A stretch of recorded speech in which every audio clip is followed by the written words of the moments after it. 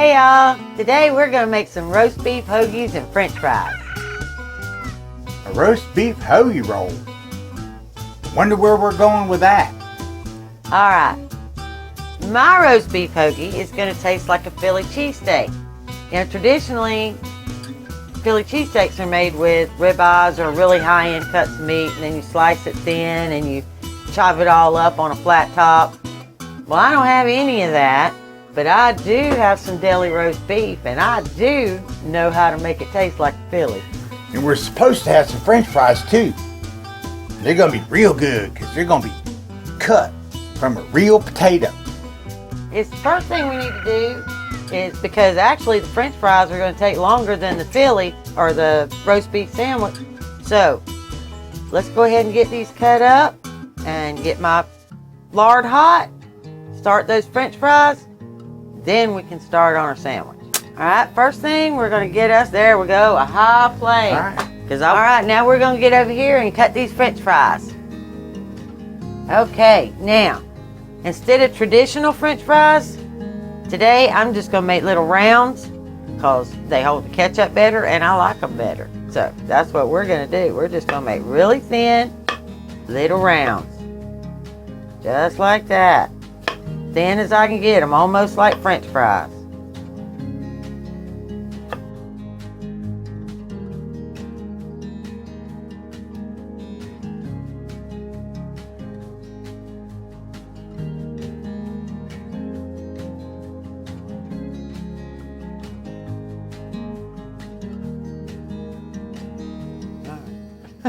All right, while we're waiting for this lard to heat up to cook these delicious french fries, we're going to give a shout out to Betty Jo and Victor in Wild Rose, North Dakota. North Dakota. Population. Betty, it's grown since your last message. It is now 118. Salute! Alright, let's get back to the french fries. Alright, I know my lard's hot. I didn't open that lid quick enough, so it is hot. There we go. And I'm going to drop them one at a time so that they don't stick. One at a time. Keep you from getting burnt and keep them from sticking together. Okay, and I'm not going to put any more in here because I don't want to crowd that pan. Let's just let them fry. Let's get started on that sandwich. All right, we're going to start with our roast beef. Just deli roast beef.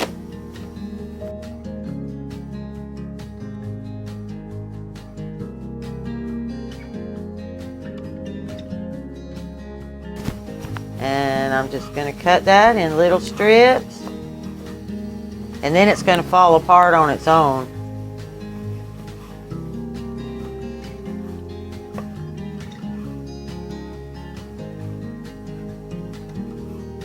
Alright, there we go. I think I can make 2 good sandwiches out of that. Okay, there really isn't a whole lot to this sandwich, but it is so good, y'all. Alright, what you need is some provolone cheese and some Worcestershire sauce. And I don't know if y'all been following my channel, but I made some homemade caramelized onions. And I'll leave that up there in La La Land, wherever it goes.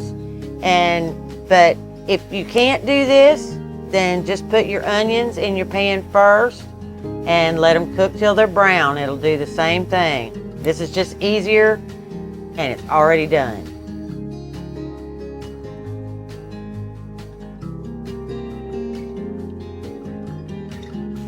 Trying to decide how big I can make this hoagie.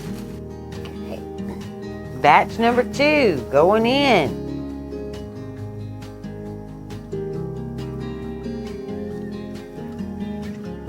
That's 3. 1, 2, 3. Done. Okay, and as soon as they come out, you'll want to salt them. You'll have almost like potato chips. They're so good, y'all.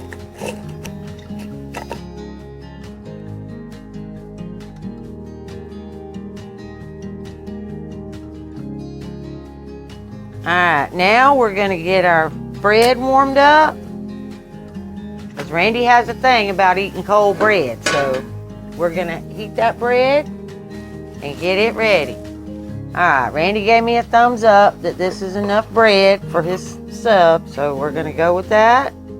And we're going to open it up. Okay, and we're just going to put this bread right here and just let it warm up and brown just a little.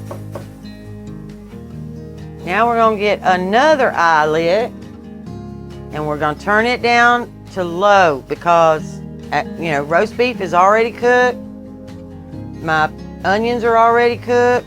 So we're just going to do a low flame and just get them heated up.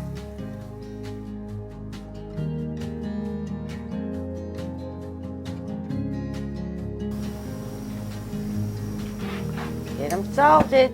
Don't forget while they're hot, because that just makes them so much better.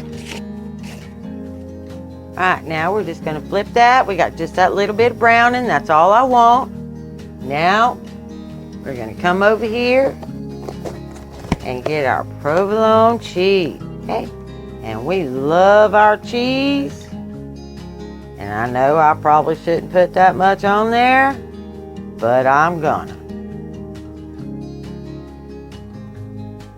Cause I can.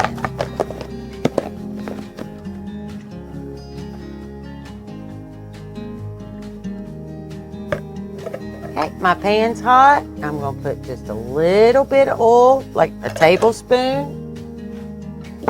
And I'm gonna get my roast beef in there. Just like that. Hear that little sizzle? That's all you need, because we're really just heating this up.